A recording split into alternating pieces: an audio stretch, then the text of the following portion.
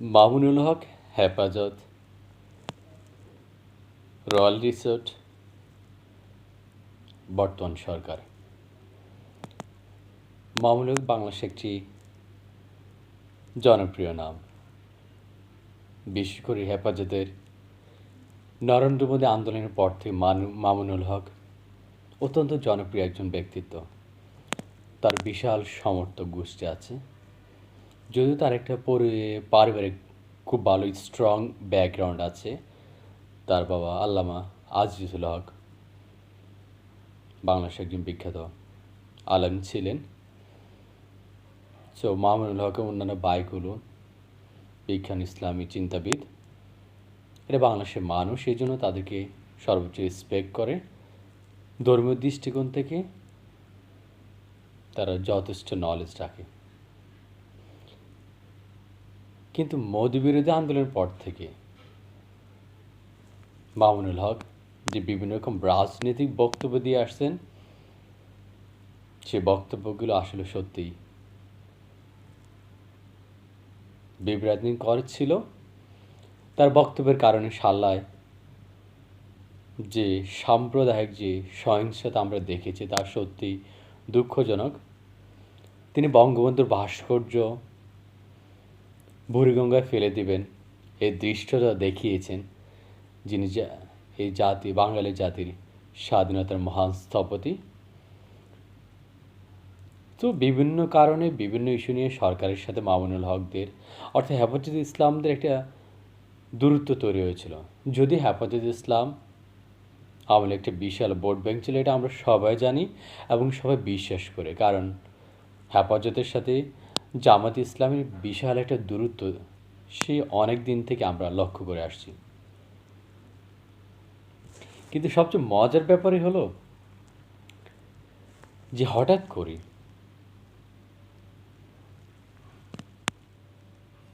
গত 26 মার্চ যে হেফাজত আন্দোলন, সে হেফাজতের আন্দোলনে তাদের কথা অনুযায়ী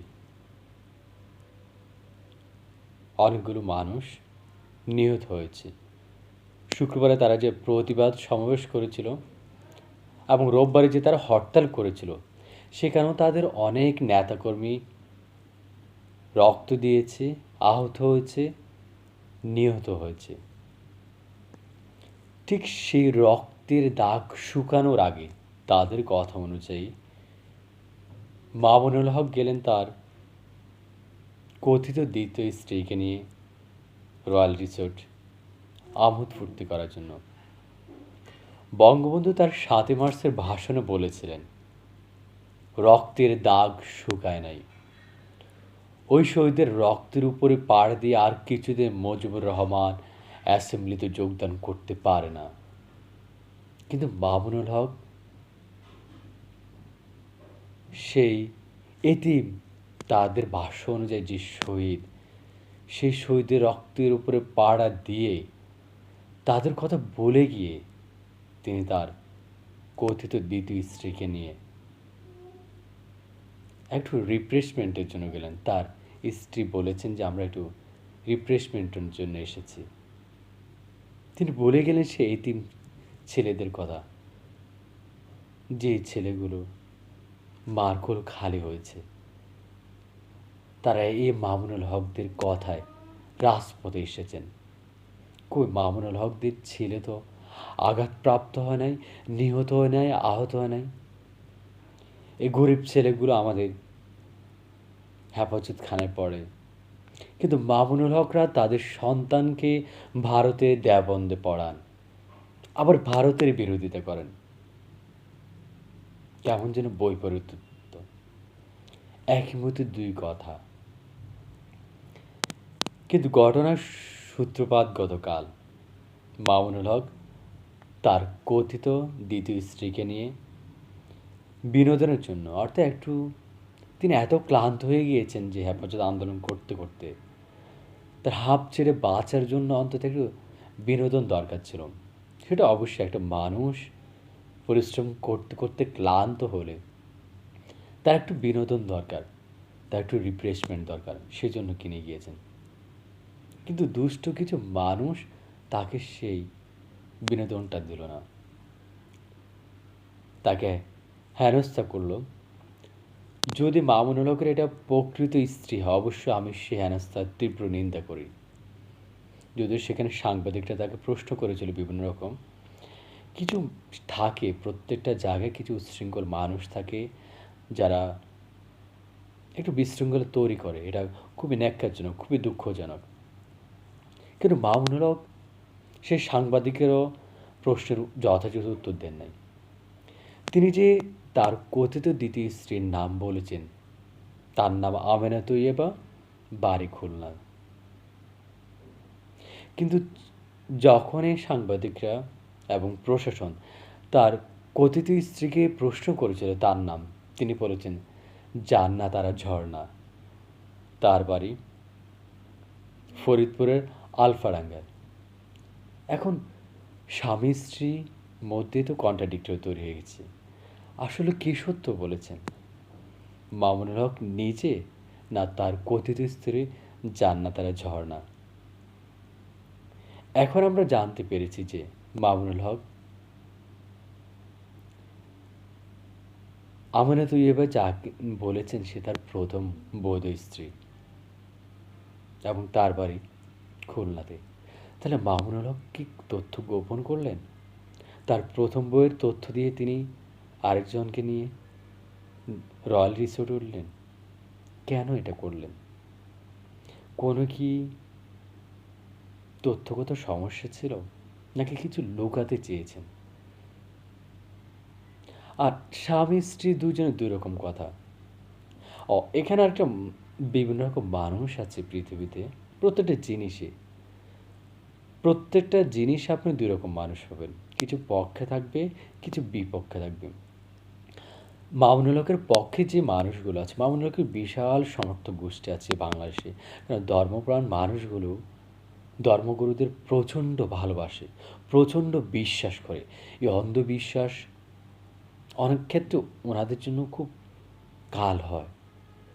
কিন্তু এই বিশ্বাস, ধর্মটা তো আসলে বিশ্বাস। এই ধর্মগুলোকে প্রচণ্ড বিশ্বাস করে। তারা বলতেছে ওই যে স্ত্রীটা, প্রথম স্ত্রীটা কালো বোরকা ছিল, পরের স্ত্রীটা বোরকাটা নীল মনে হচ্ছে। হ্যাঁ, এটা নিয়ে অনেকের কোয়েশ্চেন থাকতে পারে, কিন্তু লাইটিংগত একটা প্রবলেম থাকতে পারে। লাইটের কারণে মানুষের, আমি যে নীল জামা গেঞ্জিটা পরেছি, সো লাইট যদি কম থাকে এটাও কালো দেখা যাবে, স্পষ্ট বোঝা যাবে না। সো এটা কন্ট্রাডিক্টও থাকতে পারে। এটা আসলে যারা যারা প্রকৃত অ্যানালাইসিস্ট তারা ভালো বুঝতে পারবেন। আমি আমার উপলব্ধি থেকে বলি যে আসলে ওই মহিলাটা তার সাথে যিনি এসেছেন, বা আমি যতটুকু দেখেছি বুঝেছি, আসলে ওই মহিলা একই মহিলা ছিলেন। পোশাক নিয়ে খুব ছিল না। মামুনুল হক যে একটা বিশৃঙ্খল অবস্থা তৈরি হয়েছিল, প্রশাসন আসলো, গোয়েন্দা সংস্থা আসলো, সেখানে ছাত্রলীগ যুবলীগের নেতাকর্মীরা তাকে ঘিরে ফেলেছিল। সো এটা লাইভে যখন ছড়িয়ে পড়ে, তখন তার শুভাকাঙ্ক্ষীরা তাকে উদ্ধার করার জন্য ছুটে এসে, কিন্তু তারা উদ্ধার করতে এসে যে বিশৃঙ্খলা সৃষ্টি করেছে, সেটা কি ইসলামের সমর্থন করে?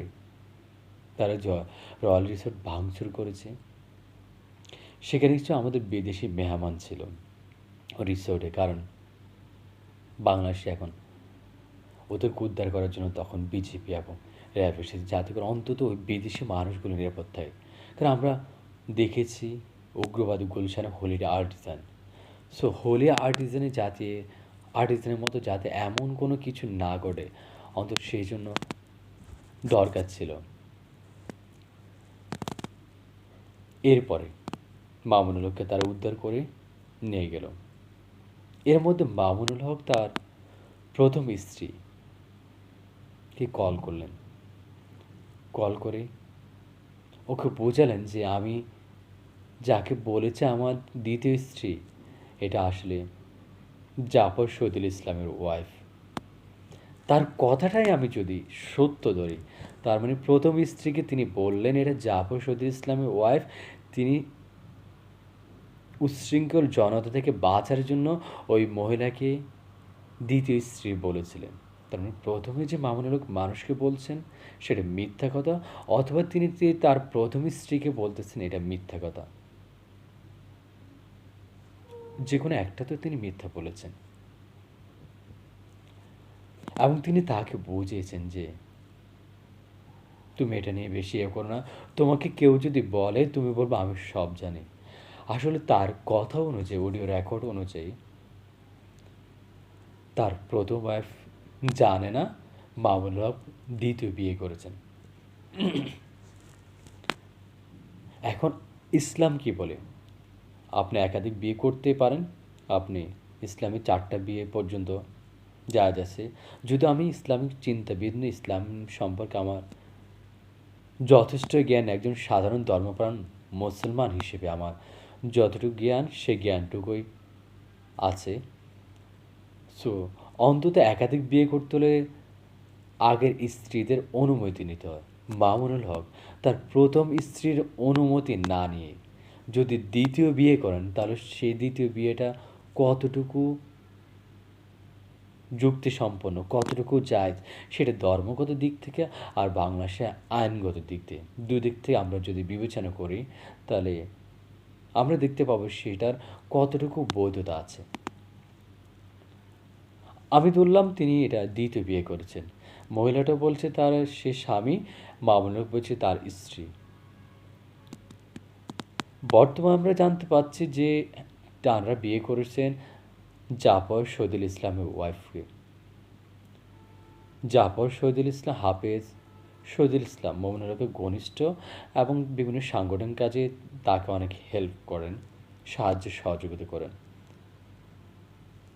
সেভাবে হয়তো পরিচয় বিভিন্ন কারণে হয়তোবা তাদের বিভিন্ন রকম হতে পারে। হাফেজ শহীদুল ইসলামের সাথে ওই মহিলার ডিভোর্স হয়, উনি চেষ্টা করেছেন ডিভোর্স রাখার জন্য। এটা মামুনুল হকের ভাষ্য। উনি যে একটা মানবিক বিয়ের গল্প পোস্ট করেছেন তার ভেরিফাইড পেজে, সেখান থেকে আমি বলছি। শহীদুল ইসলামের সাথে তার মনোমালিন্য 3 বছর আগের ঘটনা। উনি অনেক চেষ্টা করেছেন তাদের বিয়েটা টিকে রাখার জন্য, কিন্তু তাদের বিয়েটা টিকে রাখতে পারেননি। অবশ্যই শহীদুল ইসলাম বিয়ে করেন এবং সে বিয়ে পড়ান কিন্তু মামুনুল হক। বিয়ে যেহেতু ডিভোর্স হয়ে গেছে, তার মানে জান্নাত আর ঝর্ণা বেগানা একজন নারী হয়ে গেছেন। বিভিন্ন সহযোগিতাও মামুনুল হকের বাসায় তিনি তার অভিভাবকত্ব গ্রহণ করেন, তাকে আর্থিক সহযোগিতা, বুদ্ধি পরামর্শের জন্য তার কাছে বিভিন্ন সময় আসছেন জান্নাত আর ঝর্ণা। সো তিনি চান না একজন বেগানা নারীর সাথে এভাবে তার অভিভাবকত্ব গ্রহণ করা হোক। সেজন্য তিনি একটা বৈধ সম্পর্কে জড়িয়ে যান। তিনি তাকে পবিত্র কালেমা পড়ে বিয়ে করেন। ধর্মবিদ যারা আছেন, ধর্ম সম্পর্কে যারা বিশেষজ্ঞ, তারা জানবেন কালেমা পড়ে বিয়ে করলেন সেটা ইসলাম কতটুকু সমর্থন করে আর বাংলাদেশের আইন কতটুকু সমর্থন করে। এখন আমরা বুঝতে পারছি যে মামুনুল হকের কাছে কোনো কাগজপত্র নেই, অর্থাৎ তিনি উকিলের মাধ্যমে বা কোর্টের মাধ্যমে বা কোনো কাজের মাধ্যমে বিয়ে করেননি। তিনি ইসলামের যে কালেমা, সে কালেমা পড়ে বিয়ে করেছেন। সো ইসলামী চিন্তাবিদরা এটা ভালোভাবে জানবেন সেটা কতটুকু যুক্তি, কতটুকু যৌক্তিক না। ধর্মীয় দৃষ্টিকোণ থেকে তারা বিশ্লেষণ করবেন। আর বাংলাদেশের আইনগত যে দিক আছে, বাংলাদেশের আইনগত যে দিকটা, সেটা হলো অবশ্যই আপনাকে কাবিননামা করতে হবে, বিয়ের জন্য একটা রেজিস্ট্রি করতে হবে। না করলে সে বিয়ে কোনোভাবে গ্রহণযোগ্য হবে না। কিন্তু ধর্ম দিক থেকে আমি যদি কালেমা পড়ি, বিয়ে করি, সে বিয়ে জায়েজ আছে কি জায়েজ নেই, ধর্ম নিয়ে যারা চিন্তা করেন, বিশ্লেষণ করেন, তারা খুব ভালো ব্যাখ্যা দিতে পারবেন। মামুনুল হক যে জান্নাত আর ঝর্ণাকে বিয়ে করেছেন, যদি মামুনুল হক বলছে তার নাম আমেনা তৈয়বা,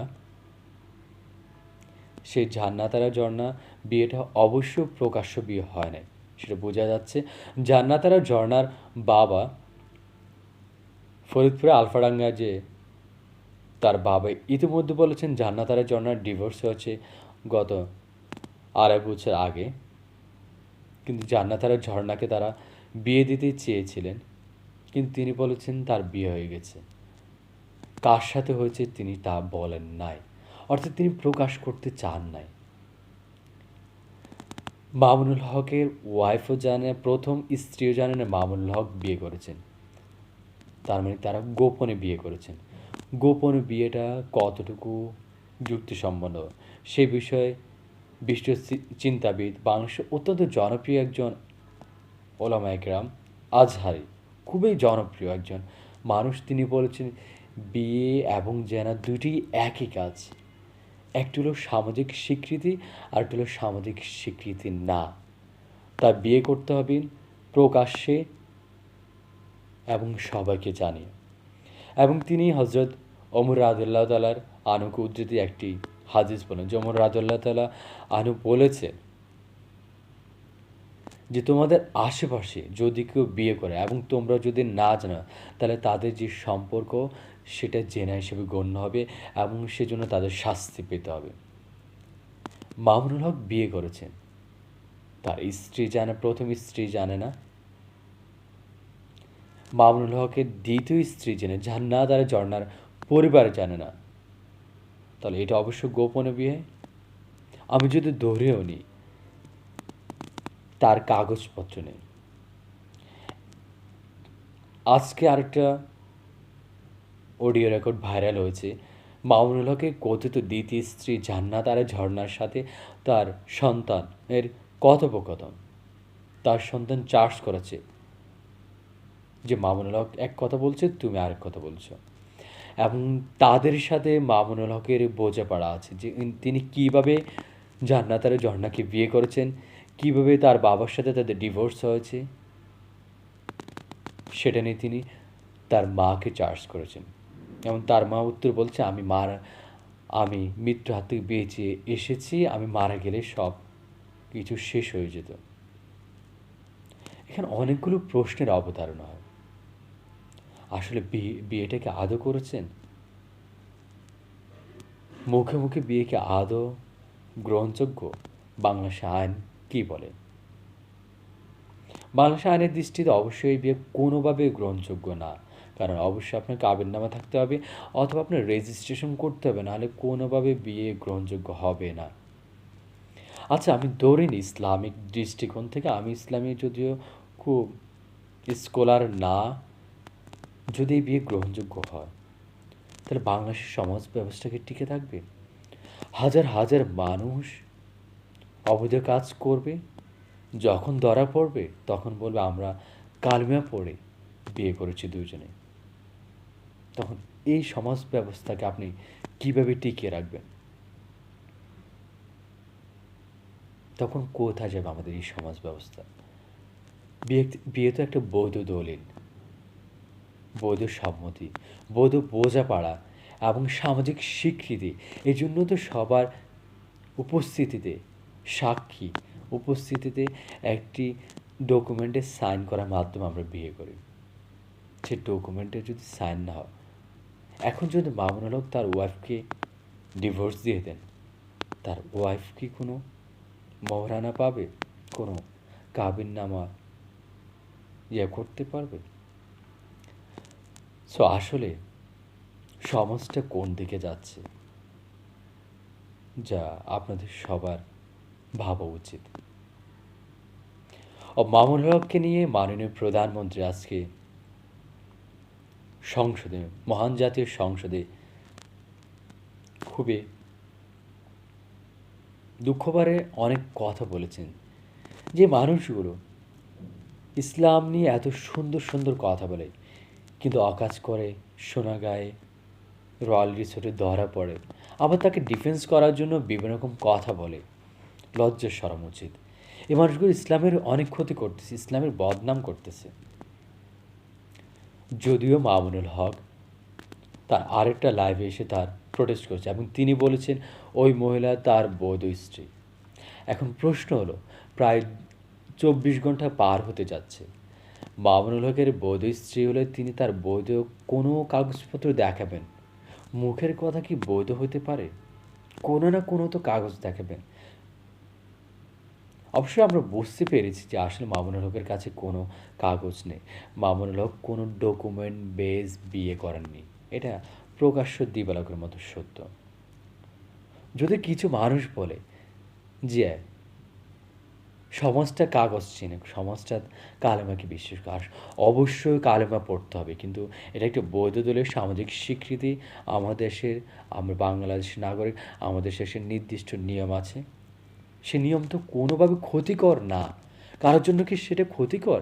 যে একটা ডকুমেন্ট থাকলে কি সেটা কি ক্ষতি হবে কারো? অবশ্যই না। সো মামুনুল হকের আসলে সেরকম কোনো ডকুমেন্ট নেই, সেটা বোঝা গিয়েছে। স্বরাষ্ট্রমন্ত্রীও জাতীয় সংসদে বলেছিলেন, টেলিভিশন উদ্ধৃতিতে তিনি বলেছেন এটা মামুনুল হকের বৈধ কোনো স্ত্রী না এবং তার সম্পর্কে আরও অনেক তথ্য বেরিয়ে আসবে। যদি হেফাজতের আজকের একটা সংবাদ সম্মেলনে বলেছেন যে মামুনুল হকের বিরুদ্ধে যে কথা বলা হচ্ছে তার তীব্র নিন্দা জানাচ্ছেন ওনারা। এবং মামুনুল হক সম্পর্কে যখন পার্সোনাল কিছু কোয়েশ্চেন করা হয়েছিল তখন তারা বলেছেন এটা মামুনুল হকের ব্যক্তিগত বিষয়, সেই বিষয়ে তারা কোনো কিছু জানেন না। আসলে বিভিন্ন সময় প্রশ্ন থাকে, কারণ মামুনুল হক একজন আইডল। আমাদের ধার্মিক যে মানুষগুলো আছে, যে ভাইরা আছে, যে ধর্মটাকে যারা মনে প্রাণে বিশ্বাস করে, অন্ধবিশ্বাস করে, সে কিছু মানুষের কাছে ওনার একটা আদর্শ আছে, গ্রহণযোগ্যতা আছে, সম্মান আছে।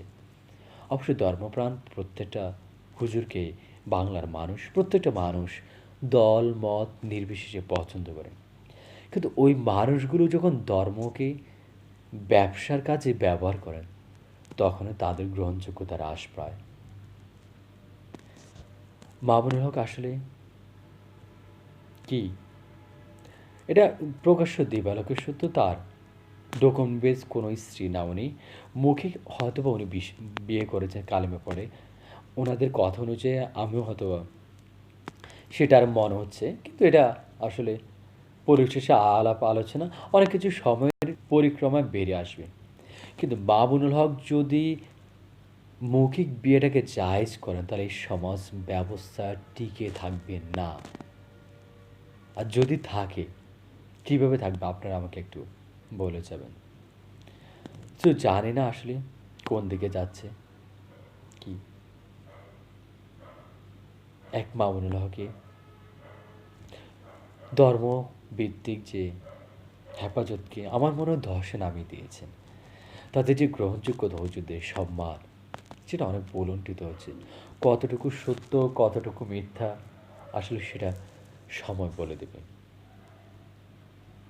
কিন্তু এটাও সত্য যে হেফাজত এই দেশে ইসলাম প্রতিষ্ঠা করতে চায়। ভারতের তারা সাম্প্রদায়িক রাজনীতি ঘৃণা করে, তারা বাংলাদেশে সাম্প্রদায়িক রাজনীতি কায়েম করতে চায়। তারা চীনের সাম্প্রদায়িক রাজনীতি ঘৃণা করে, তারা বাংলাদেশের সাম্প্রদায়িক রাজনীতি কায়েম করতে চায়। তারা আমেরিকার সাম্প্রদায়িক রাজনীতি ঘৃণা করে, বাংলাদেশের সাম্প্রদায়িক রাজনীতি কায়েম করতে চায়। বা পৃথিবীর কোনো দেশের সাম্প্রদায়িক রাজনীতি কখনো ভালো ভালো কোনো ফল নিয়ে আসে নাই। সো আমি অন্তত একজন সাধারণ মানুষের, একজন সাধারণ ধর্মপ্রাণ মানুষের প্রত্যেকের কাছে উদারত আহ্বান, ধর্মটাকে জানুন, ধর্মটাকে মানুন, ধর্মটাকে বিশ্বাস করুন। ধর্ম নিয়ে বাড়াবাড়ি করলে সেটা কারোর জন্য সুখকর কি কোনো কিছু বয়ে আনে না। ধর্ম একটা পবিত্র জিনিস, সেটাকে আমরা প্রকৃত মানব কল্যাণ ব্যবহার করব। অন্য কোনো কাজে ব্যবহার করতে গেলে আমাদের হিতে বিপরীত হতে পারে। সো সকলে আমরা ধর্মপ্রাণ হব, কিন্তু ধর্মান্ধ হব না। আমরা প্রত্যেকে, আমি ব্যক্তিগত আমার সৃষ্টিকর্তা মহান আল্লাহ তাআলাকে মনে প্রাণে বিশ্বাস করি